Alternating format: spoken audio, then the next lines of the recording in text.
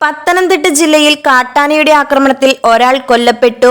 തേക്കുംതോട് ഏഴാന്തല സ്വദേശിയായ ദിലീപ് എന്ന വ്യക്തിയാണ് കാട്ടാനയുടെ ആക്രമണത്തിൽ ഇന്നലെ രാത്രി കൊല്ലപ്പെട്ടത്.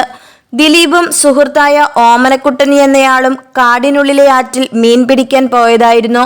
ആ സമയത്താണ് കാട്ടാനക്കൂട്ടത്തിന്റെ ആക്രമണമുണ്ടാകുന്നത്. ഇന്നലെ രാത്രി 7 മണിയോടെയായിരുന്നു സംഭവം നടന്നത്.